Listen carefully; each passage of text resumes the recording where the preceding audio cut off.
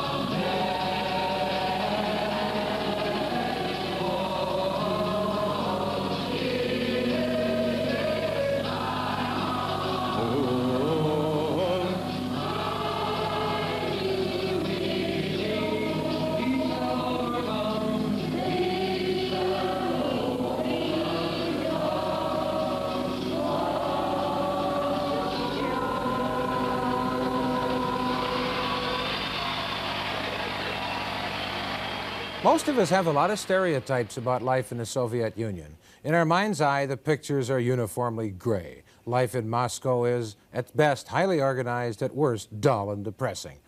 Well, daily programming on Soviet television will confirm some of these stereotypes, but shatter others. For months now, producers here at KTCA have been reviewing hundreds of hours of Soviet domestic satellite broadcasts. This summer, we aired highlights from those broadcasts on our Friday night series, Almanac. This evening, we begin a series of specials devoted to highlights and analysis of Soviet programming.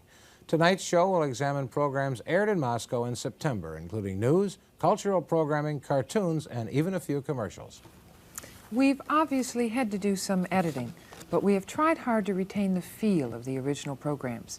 The editing techniques and special effects you will see are theirs. The slight flicker and occasional glitch are ours, due to the difficult process needed to convert the Soviet television signal. We begin tonight where we will often begin, with highlights from the evening newscast Vremya, time in Russian. It probably goes without saying that news in the Soviet Union is a function of the state, and we start with a look at the way Vremya described last month's events within the Soviet borders. The narration is by Lori Kamen. The Russian translation is the work of Basil Ivanov.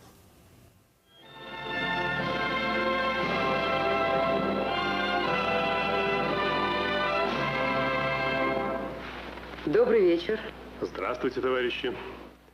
Vremya is not exactly the kind of newscast where you'd expect to see a lot of light, interesting features.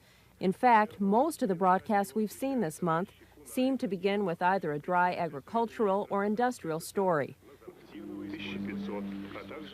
This item from September 8th was made a little more interesting by the presence of Communist Party leader Mikhail Gorbachev, who's been more visible lately, presumably with the November summit drawing near. In this clip, Gorbachev is talking with the manager of a cooperative in Leningrad. Will you fulfill your plan? We'll try. It's difficult. That's not an answer. We always try. Well, the weather. Comrades, I'm giving a speech tonight in which I will say that our weather in our country is set for the next 100 years. Rain or no rain, we need the harvest. Agreed. 20 years ago, it was less.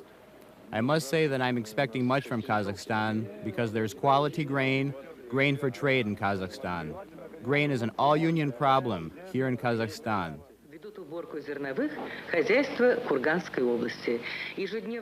While agricultural stories are often seen on Vremya, rarely are any of the pitfalls of farming shown. While this story covers the extensive crop damage from a recent storm, it focuses on the almost heroic efforts made to salvage the crops, not on the damage itself.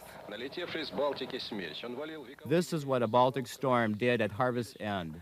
Century-old trees fell, took the roofs off grain silos, and then the rains fell. A total of a month's rainfall in 24 hours. Of course, all of this took its toll, but nevertheless, the grain was harvested in 10 days' time, threshed, and stored in government granaries. Again, the abilities of the workers was put to the test. They worked hard, they were versatile, mobile. Without waiting for orders, they made the most of every day. The people believed in the new job. They were convinced that whatever the weather, it wasn't going to stand in the way of harvesting the crop where agriscience is involved. We've seen a number of consumer-oriented stories on Vremya this past month. However, none of these dealt with the vast shortages and long queues we often hear about. Quality was stressed in many of the reports seen on Soviet TV. This story about refrigerators, for example, describes in minute detail the great repair service available. For the past 3 years on Krasnodarskaya Street, the Center for the Repair of Refrigerators, Biryusa, has been in operation. Every year it fills 70,000 repair orders. Every year there are more orders, but fewer people coming to the plant. This is the reason why. A refrigerator is not an iron. You can't carry it to the shop. You have to haul it, and not every model can fit into a taxi. To get it there and get it back will take more than a day. The center takes the majority of its orders by phone. If the dialed number is busy, the call is automatically switched to another line. You can call from 8 a.m. to 9 p.m. This job has no lunches or holidays. Here in the center, there is a large demonstration hall where even more economical refrigerators featuring colored plastic models of the Biryus. You can order a model color here that matches the color of the kitchen interior. Because the factory is so conscious of the quality of the product, they established this center.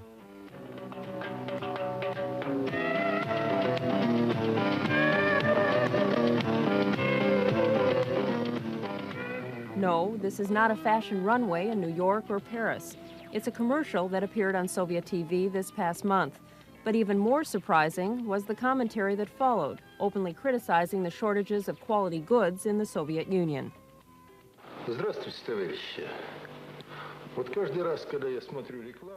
Hello, comrades. Every time I watch a commercial, I get the thought, how many goods do we need to meet our demands?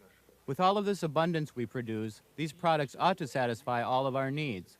But the talk is that all of these products should be quality ones, the kinds we wait for in stores, the kind that fulfill our expectations and bring us joy. And at this point, the kinds of questions we endlessly discuss in the program. The deficit as a whole is shrinking. The number of unavailable goods is lessening. Nevertheless, we sense a deficit. Shortages of any kind are rarely seen on Vremya. That's why this story about shortages of wallpaper took us somewhat by surprise. This is the wallpaper store. Either the selection is very scarce, or as in this store, which is connected to the Moscow factory Dawn, one must wait an hour or more in line. The simple item has been product deficient for many years. And although the artists of the Moscow factory are always studying the needs of buyers, and they produce monthly 35 patterns already existing, nevertheless, there isn't enough wallpaper, and the quality does not satisfy the customers by a long shot. The factory is being refurbished. Our first goal for the refurbishing for 85-86 is to turn out 15 million pieces of wallpaper. But you must not forget that we have a second and third factory in the works. From the Hydrometric Center for September 15th, in regions of the Far East and Northeast Siberia, there will be freezing temperatures at night and light rain during the day. Vremya's weather segments consist of a range of high temperatures for the day, offering minimal forecasts. That approach certainly minimizes the possibility of any errors. In Kamchatka, +7 to +12 for the highs, lows to -4 tonight. In Magadan, 0 to 5 degrees above, -6 to -12 tonight. On the Okhotsk seaboard, +3 to +8, -9 tonight. Chukotka, -3 to 2 degrees above, -7 to 12 degrees below, with some snow. When Americans think of sports on television, we usually think of something like baseball or football. Well, the Soviets also devote significant airtime to sports like soccer, gymnastics, and chess. The deciding factor in the game came after 56 moves, when the white attack became even stronger. Although the Black King was able to move successfully toward the center of the board from a dangerous situation, the white position was overwhelming. Clearly, one of the biggest domestic stories during the month of September was this story about a Soviet space mission from September 19th. The Soviet mission control looks amazingly like its American counterpart. The docking of Soyuz T-14 has fallen on the same day as the birthday of Konstantin Tsiolkovsky. Would you say that his predictions and hopes have come to pass? Of course they have, and they have come to pass exactly as Tsiolkovsky said. In terms of a city in space, with 3 ships linked, with a broad scope of scientific experiments, we have reached a new stage, and the predictions are coming true. Even the lighthearted interview between the cosmonauts and the folks down in Mission Control could have been done here in the U.S. Incidentally, this is one of the rare lively moments we've seen on Vremya.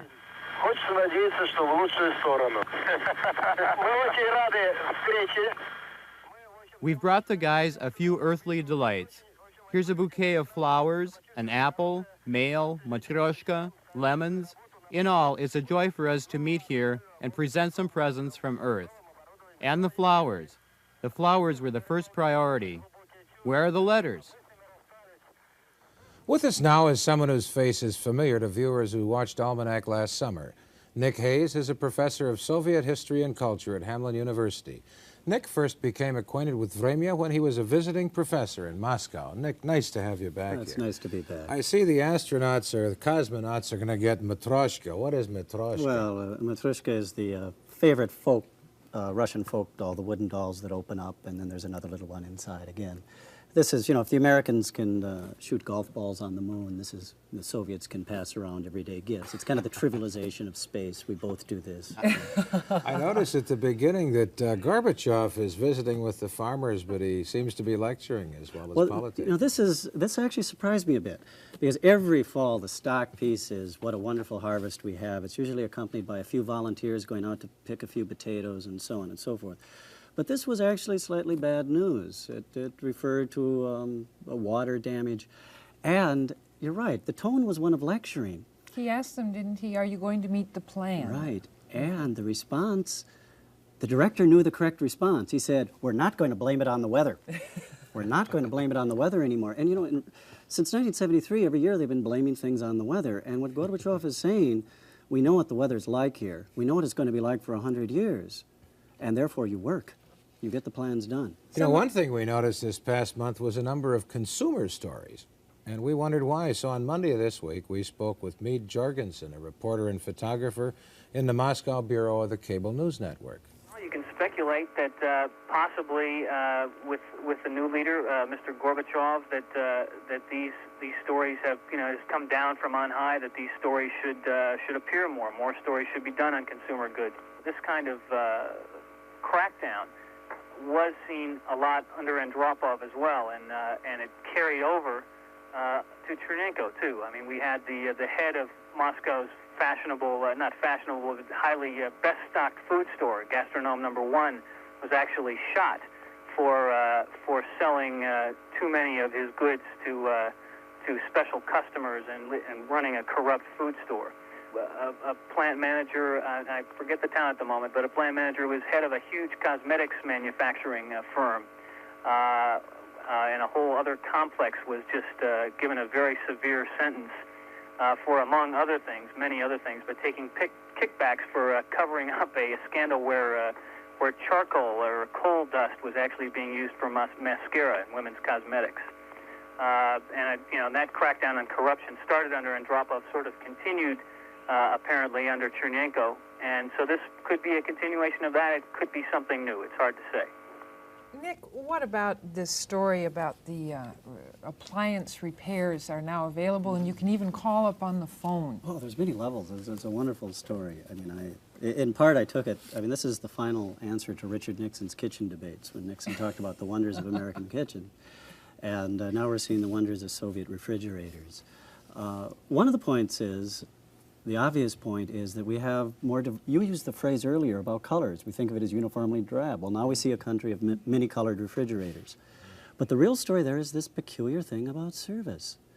And what's not being said is that the reality is it's very difficult to get appliance repaired normally in the Soviet Union. There's even a reference here that there's no closing for lunch or breaks because usually you go there and things are closed. It's very difficult. And they were open like till 9 p.m. or right. available. And my hunch is one of the messages there is you don't have to go to the black market. You don't have to pay them overtime to get your refrigerator repaired. If you can get it in the taxi and get it down there, it's going to be repaired. And that's the message. But it still doesn't mean they'll come out and fix it. No, they didn't say that, but they will take telephone calls.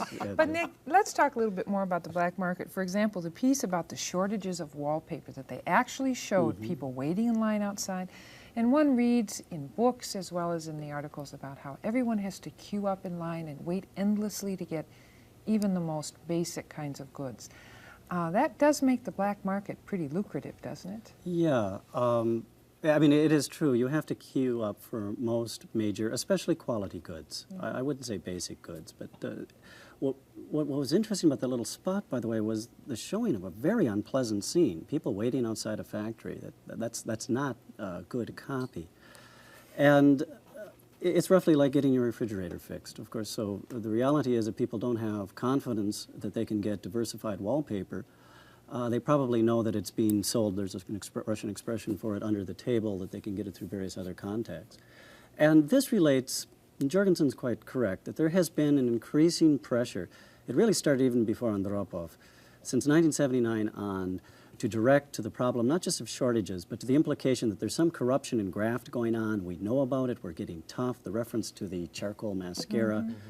And we're dealing with the problem. There's a certain candor to Gorbachev's a discussion of these issues that was absent in the 70s. Well, that kind of covers the domestic scene this month. Now I think we ought to look at what's going on internationally. Jan? All right, Joe. As this week's hostage incident in Beirut makes clear, international events often have a direct bearing on the Soviet Union. And while many of us think of the Soviet Union as isolated, Soviet viewers see a surprising amount of international news. Vremya contains much more foreign news than its American counterparts. Here's a sampling of the international reports that aired in September on Soviet news.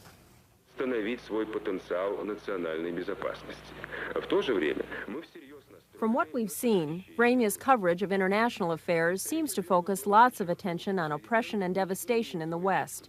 But this past month, we also saw this fascinating report from the United States concerning the recent Time magazine cover story on Communist Party leader Mikhail Gorbachev. The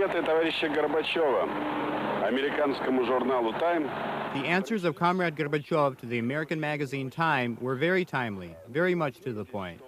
We must note that 9 out of 10 Americans support the summit of the leaders in an agreement with the Soviet Union. This is why it is not easy for the leadership of America to discard the idea of cooperation and to realize what you might call total aggressiveness. Here are the answers of Comrade Gorbachev to Time magazine and his discussion with the American journalists. In general, any illusions were swept aside. Moreover, this important document is being widely read and discussed. It was read in Time and in many newspapers, TV, and radio as well. Americans became acquainted with him, and their discussions are following the line of how to encourage cooperation.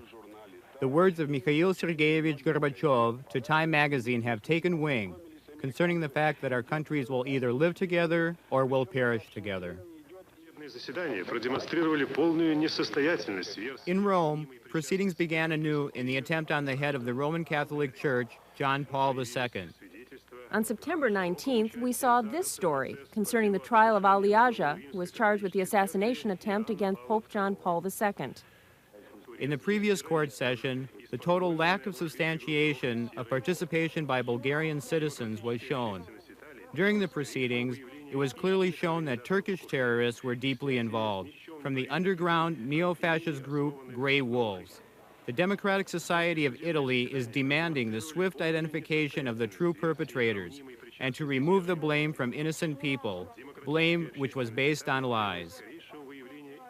Традиционный праздник газеты французских коммунистов «Юманите». This story from September 17th describes the growth of the French Communist Party during the traditional celebration of the French Communist newspaper Humanitaire. To unite around the party as a widespread union for the future of the country is the message on the banner to the main entrance. These words are taken from the last convention of French communists. The unending flood of people during the days of the celebration for the party and the people of Courneuf is the graphic example of the working class responding to the call of the party. Claude Gradin and Evelyne Pinault have just joined the party. The French Communist Party is the only power in the country which defends the public interest. I am proud that I will be fighting in its ranks. The Communist Party's plan is the answer to my urgent needs. I have children. What will they become when they grow up? Unemployed? I joined the Communist Party to fight under its leadership, to solve the problems that are facing the country. During the month of September, news from South Africa frequently appeared on Vremia. One story mentioned the U.S. and its so-called non-action policy as an obstacle toward ending apartheid in that country. This story from September 18th depicts the excessive violence apartheid has caused. In South Africa, clashes of government enforcers and anti-racist demonstrators continues. In the streets of Soweto and other South African suburbs of industrial centers, increased numbers of troops and police patrol the areas. In Cape Town, the police dealt with demonstrators protesting the bloody repression of Pretoria. The plight of American Indians was portrayed in this Vremia story from September 12th. It describes Leonard Peltier as an innocent victim of U.S. discrimination against certain ethnic groups. The ruling circles of the USA are increasing the repression of the country's ethnic groups. 10 years of a human life, that is 10 years have crossed out of the life of Leonard Peltier for a crime he didn't commit, a life behind bars for the alleged killing of 2 FBI agents. The so-called action of Leonard Peltier has again brought to attention of the American and international community the lack of rights of Native Americans. Many in America feel that the situation is a national disgrace for the country that sees itself as an example of freedom and democracy. And the downward trend, where the American Indians once numbered 12 million and now only number 1 million, continues today. Hunger, poverty, serious illness are unavoidable elements of life on the reservation. 8 out of 10 people here are unemployed. Indians are mercilessly driven from their land. Even against this kind of injustice and unfairness, Leonard Peltier spoke out. Mr. President, can it be what it seems? There will be no more children, no more love, no more dreams. The theme of children, even American children as ambassadors of peace, is by now standard Soviet TV fare, as we see in this clip from September 10th.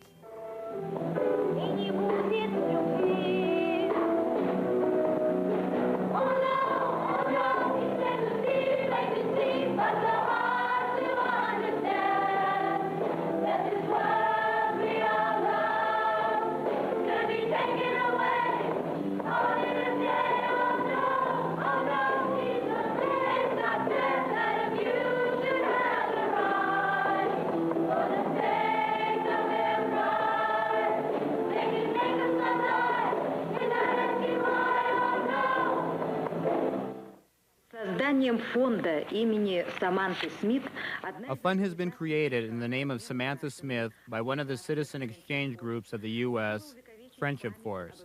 They've decided to immortalize the memory of the American schoolgirl who fervently strived for peace and friendship between the people of the Soviet Union and the United States.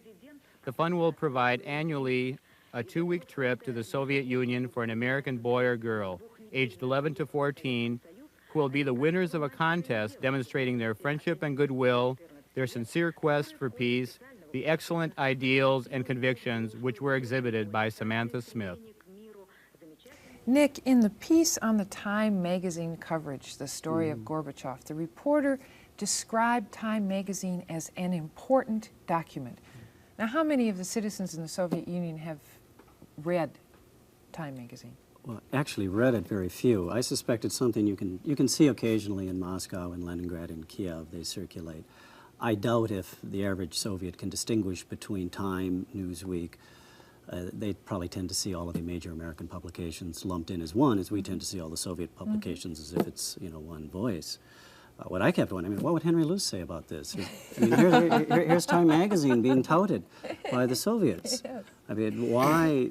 You know, we saw them before when we watched Soviet television, trying to disparage Newsweek, frequently trying to undermine the credibility of the American press. In a way, it was a betrayal of how much credibility it has. And now, of course, Gorbachev is credible. Why? He's the cover story of Time magazine. Speaking of credibility, you'll remember this summer they ran a significantly long segment on Muhammad Ali Agha, the guy who tried to shoot the Pope, and now they're doing it again. Why is that such big news in the Soviet Union? Well, it must be that rumors are out, probably via the BBC, that there's rumors of a Bulgarian connection, which means, of course, a Soviet connection as well. And that it's trying to preempt that rumor. And how do you preempt it? You preempt it by showing this Turkish assassin on TV. Blame the Turks. And the Russians are not... Turkish right-wing extremist group. The Russians are not known for being Turkophiles either. So you just listen to his testimony. At least not for the past 1,500 years or so. Right. What about the piece on Leonard Peltier here in the United States? That is something that is fairly frequently shown in terms of oppressed minorities in this country being given quite a bit of attention on Soviet television, correct? Yeah, that is a set standard piece. I mean, we are the country of racism, unemployment, pornography, drugs, and violence.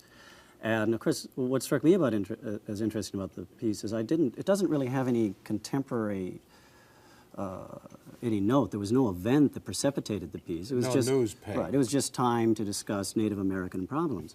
But again, they are most credible when they treat a very serious American problem. That could have come from an American journalist. The sources, the quotes, there was really, no Soviet embellishment to it. It was a straight story. Now, they've treated that American problem, but they're starting to treat a Soviet Union problem. And we again had some comments from our reporter with cable news. During this past week, it was interesting to see that there have been a number of stories on Soviet television, actually over the past several months, regarding the war in Afghanistan. We asked Mee Jorgensen about this increase in coverage and what this increase in coverage means. I don't think it means the war is drawing to a close. What I do think it means, in fact, is that the Soviet television and news media might be preparing the Soviet people for a long haul.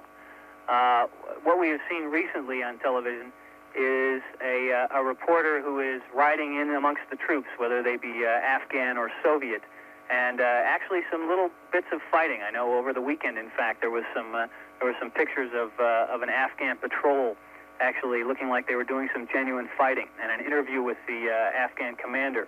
A couple of days before that, there was an interview with a Soviet soldier who is a mine expert. He diffuses mines, and he was saying how dangerous a job it is, and they have to defuse mines in houses and buildings, and they talked about a monument to dead Soviet soldiers in Afghanistan.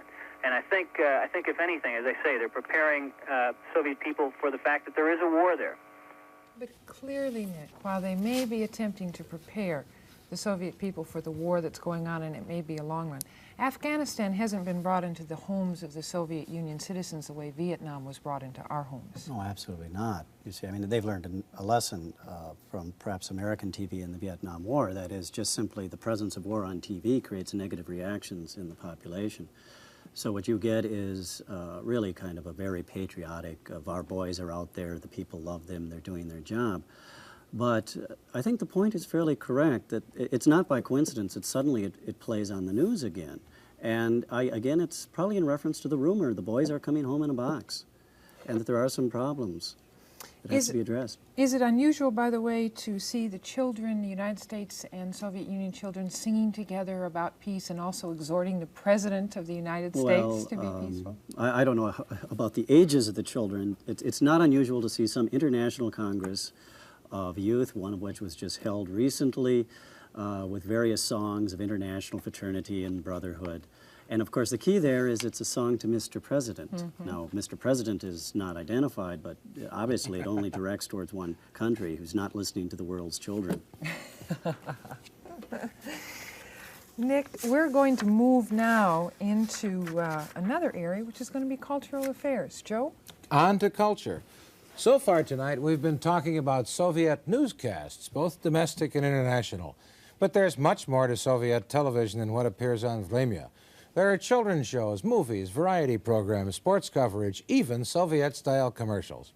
In our next report, we're going to introduce you to some of this cultural programming. This report, again, is narrated by Laurie Kamen and translated by Basil Ivanov. Физика и техника.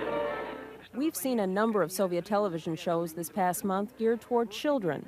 The programs resemble early educational television here in the U.S. This program from September 5th points out the important role between physics and technology at a recent science fair. We started this model in our club about a year and a half ago. It gathers debris in space. For in the cosmos there are rocket parts and other unneeded objects. This model draws these parts into the opening from which a gathering mechanism comes out. It grabs the rocket piece and draws it into the ship. The hatch closes, and then the debris is sent back to Earth. Of course, without physics, this kind of project would not be possible, because everything had to be calculated, the working of the arm, its length, the size of the motor, the transformers. Even though this model may not have a practical use, in time, in the future, it may become very useful. После Меркурия следует планета Венера. Это самая близкая к Земле планета. This program from September 18th about the solar system seems to be aimed at very young children, since it describes some fairly basic concepts. Как восходит солнце. Мы с вами хорошо знаем. And now we see how the sun rises. We know that the sun rises every morning in the east and sets every night in the west. We see the sun shine all day above our heads. We've gotten used to it, to its light, to its warmth. На его поверхности температура около 6000 градусов. I want to tell you kids, it is a huge, fiery, gaseous ball. The sun's outer surface is about 6,000 degrees, and the inner layers are considerably hotter. The sun radiates huge amounts of light and heat in all directions. But the Earth only receives 1/2 billionth part of its energy.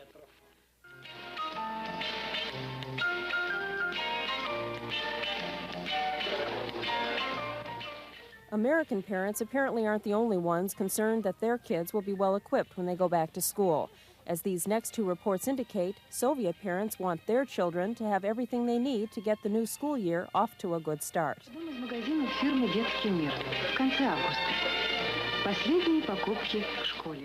School tomorrow.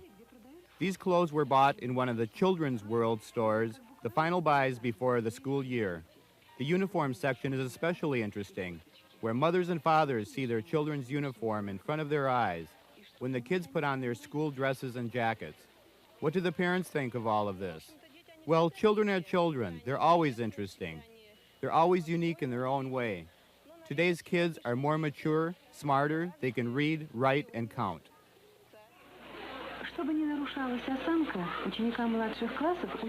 In order for the maintenance of the health of younger students, there is a recommendation for the children to carry their books and notebooks in these kind of book bags. During this particular shooting, there was a plentiful number of all kinds of supplies for the parents to choose from, desks and book bags for every taste. We saw that the parents of young school-aged children were taking the recommendations of teachers and doctors and buying their children proper school supplies, which their sons or daughters will use to do their homework. Do you like this desk? Yes. Shall we buy it? Yes.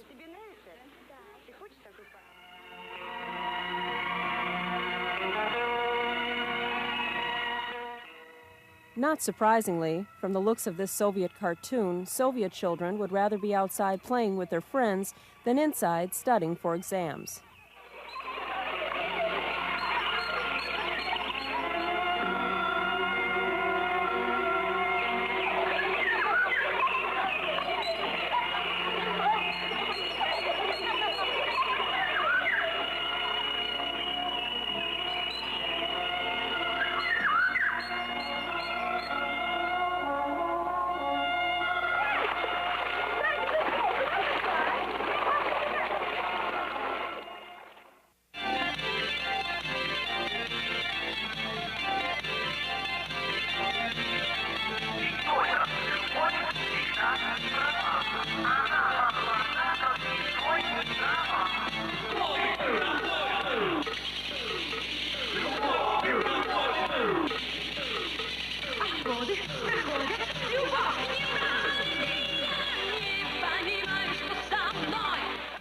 Since we first began viewing Soviet TV, we've seen a wide variety of entertainment shows, from operatic performance to aerobic dance.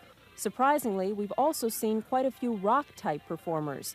We thought this group would have been perfect on the old Ed Sullivan Show.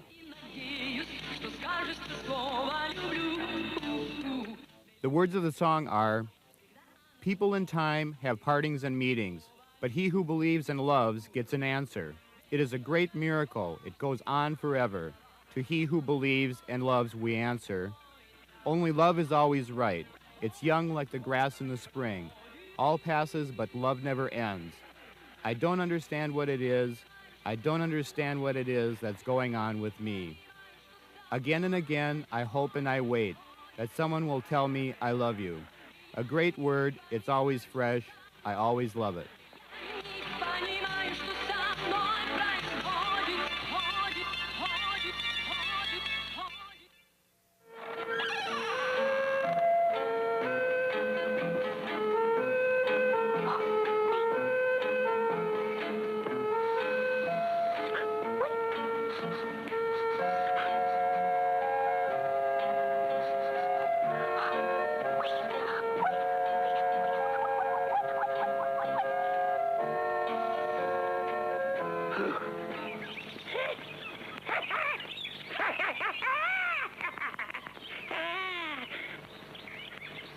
Убежал.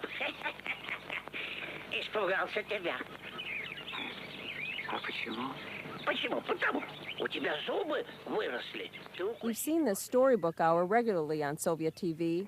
This clip from September 19th appears to present a dog facing a moral dilemma, to bite or not to bite. Что?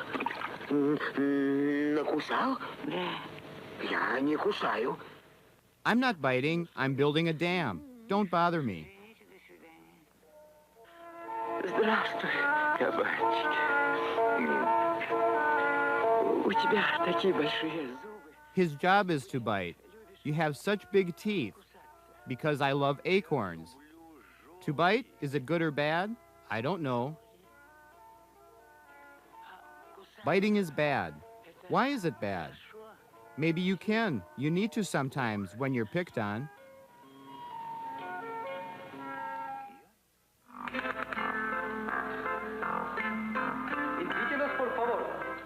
We've seen a lot of foreign language shows on Soviet TV, especially Spanish.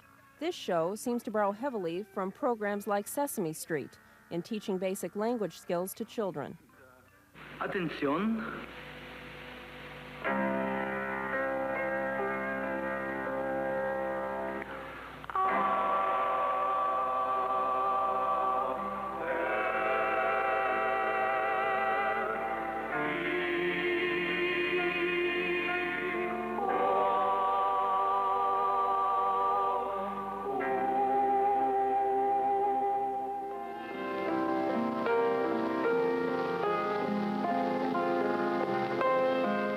Children's sports programs are often seen on Soviet TV.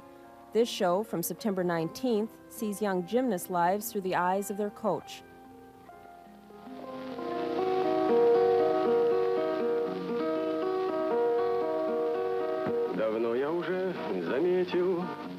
I've noticed for a long time athletes are stubborn people, but they're just like children, and the trainer their mother and father.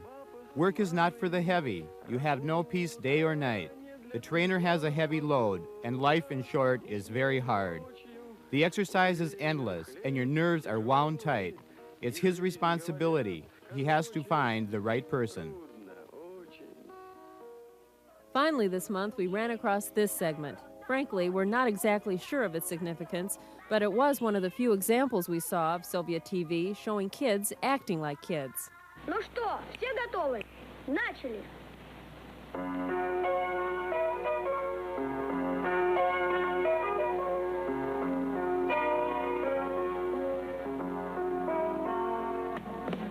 Все хочется самим узнать и на себе пробовать. И то, что круглая земля, проверить самому. Но рядом ходят взрослые, они все знают лучше, что можно и чего нельзя, они твердят с утра.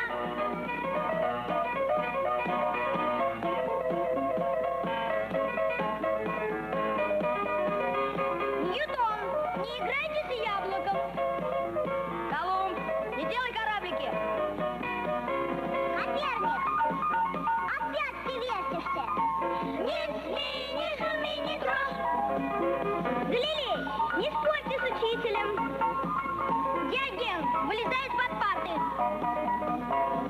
У тебя такие родители, а ты на кого похож? Nick, what significance do you attach to that Bugsy Malone piece at the end? Well, actually, I took it as a comment on the earlier kind of saccharine discussion of the solar system, where you had the official Soviet figure talking in this almost baby talk, down-talking to the Soviet children. And here, this, be more precisely, is a fragment from a Soviet children's film. And it's, if you look, it's much more spontaneous as to the way the kids really behave and having a good time. And it's a reference to kind of a mock of a rock group. A little more spontaneity than you see in the other children's Something programs. that really stuck in my mind in terms of the way the Russians hit us for racism was the portrait of what certainly looked like Little Black Sambo in that children's film. Do you see that sort of tastelessness very often? You know, we may be hypersensitive to this, but yes, I mean, it struck me as being almost a Little Black Sambo caricature. And this is surprising, if we watch every other piece of Soviet television, how sensitive and sophisticated they are to playing on racial issues in imagery. And a second element, regardless of whatever overtones one might want to read into it, is their animation is very good. Their cartoon work is normally exceptionally well done and very entertaining. I don't know what to make of that particular skit other than it was supposed to be set in a jungle. Joining us now is someone whose journalistic credentials with regards to the Soviet Union are unquestioned, but whose roots are here in Minnesota. He's Harrison Salisbury, former Moscow bureau chief for the New York Times. He spent much of his time in recent years writing about the Soviet Union and another great country he came to know, China. Harrison Salisbury, welcome and thanks for being with us tonight. Great to be here. You lived in the Soviet Union when? Well, my longest period was in the last of the Stalin years and then the first of the Khrushchev years. Of course, I've been back again and again since that time. Now, what differences do you notice in the way Russian life is painted on our television clips tonight and what you remember from being face-to-face with it?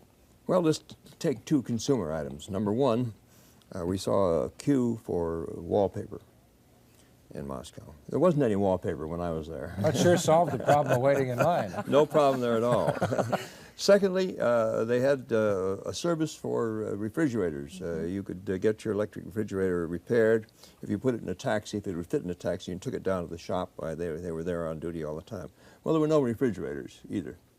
And the few people who had them certainly got them by black market methods, and they had them repaired by black market methods. And I would say, from what I know of Moscow, and I know a good deal of present-day Moscow, that most people still get their utilities repaired in the black market.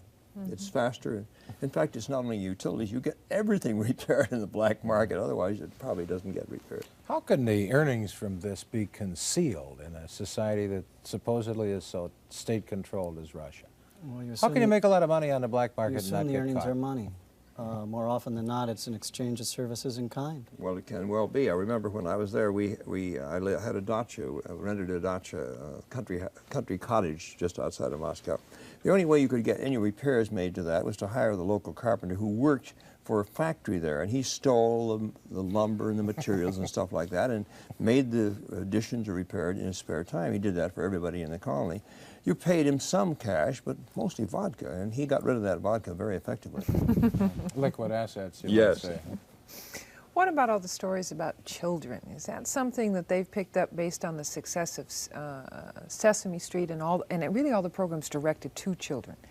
Is Sesame Street TV programs, in fact, Soviet literature, fairy stories and children's books have always been high class, and many of them have been translated into other languages and published in the West, and their sort of Sesame Street type things are sold in the international TV circuits, and some of them are shown over here, gussied up with different titles and of course with English language and all the rest of it, and you don't even know that they have a Soviet origin unless you look very closely at the small print. One of my favorite pieces in this last segment was, I think they called it Storybook, the little stuffed animals and the little puppy dog, which really was so endearing. But it was noted that there was a moral being told here. Is that frequent in terms of children's shows, that there is always a moral message? Not always a moral. I mean, like, you know, fairy stories always have a moral. The children's stories usually do have a moral of some kind. The Russians may rub it in a little bit more than we would, so they have those. The question about the little black Sambo, though, this is not unusual, I think, in the Soviet Union.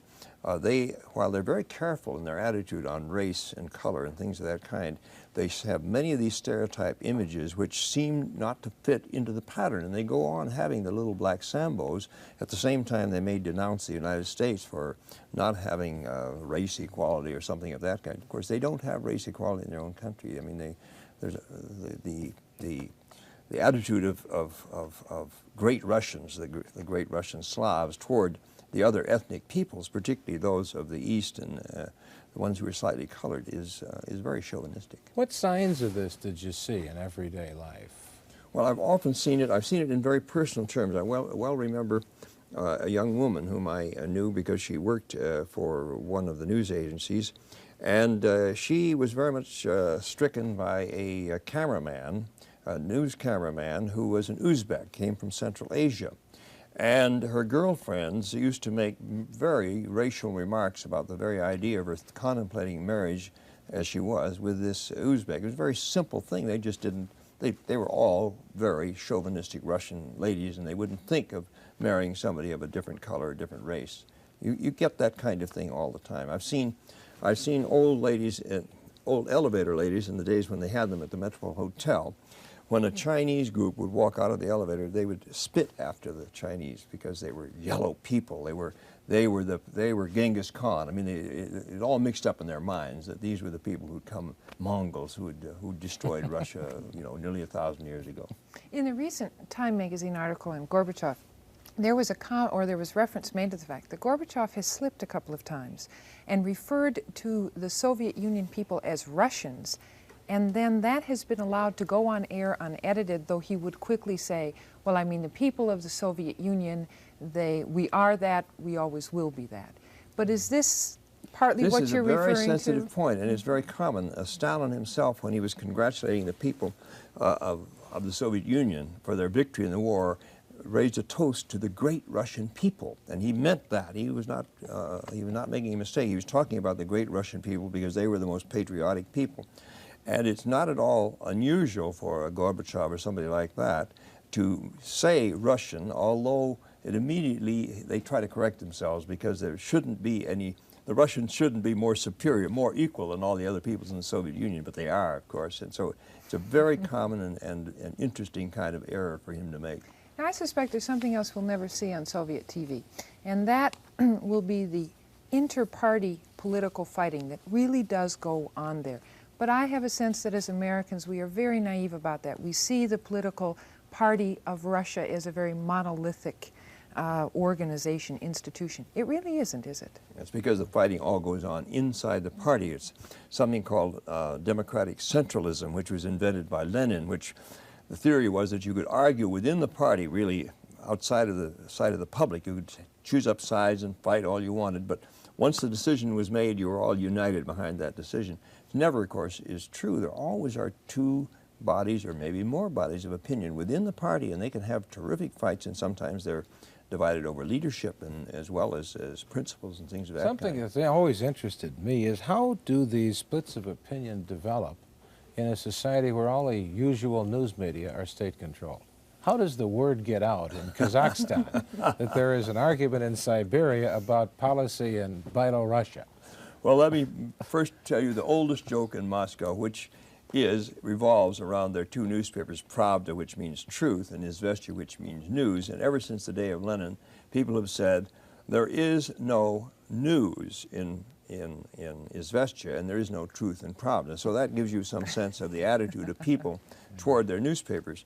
Then secondly, any intelligent Russian, wherever he is, learns from the age of the kindergarten to read between the lines, and the most important things are what are not said in the papers, and that's what I mean, if a name is omitted, he immediately knows there's a political significance to it. And in any society, like the Soviet society, where there is intense censorship and effort to control the news, word of mouth spreads like lightning. And this is particularly true since even under Stalin, when you could have your head chopped off for repeating a rumor, that's not true now. And everybody knows what's going on. On top of which, today, with the ease of listening to foreign radio, and even though they jam VOA in Russian, everybody I know in Moscow listens every day, or somebody listens to the radio, the foreign radio, maybe BBC or the German radio, the Japanese or the French, and they know what's happening in the world. And if our reporters from Moscow say, well, there's a power struggle going on between Ivanov and Popov, they hear it on the radio, and then they know it, even if they haven't heard of it before. Even if Well, because Nick mentioned earlier this summer when we did some of these segments that shortwave radios are fairly easy to buy in the Soviet Union, yes, which you I can didn't get them know. now, yeah. Why do they allow that? The real question isn't why do they allow that, but why are they so goddamn stupid, if you pardon the expression, not to put the news on their own radio when everybody in the country is getting it from someplace else? It's idiocy. If they could shut the thing off and nobody could hear anything, I could understand it. But they sell the radios, everybody listens to them, and then you pick up Pravda, and there's nothing about it in the paper. It doesn't make any sense at all. Nick, what did you find when you were there on the visit? Did they know a lot about what was going on in terms of what was reported on foreign broadcasts? I found that the BBC was the most common source of international information and the most frequent point of reference to begin the conversation about Iran or some event. Much more so than the American broadcast. But yes, at least certainly in the cities, in the city of Moscow, it's, as Harrison says, I mean, everybody watches it. Perhaps one of the reasons my response is, well, correct me if I'm wrong, but in the 30s and 40s there was a big part of the educational system in the Soviet Union was everybody should know how to construct their own radio. They used to have home study courses in constructing the radios, so this is kind of one of the inadvertent results of an educational policy. Everyone has shortwave radios.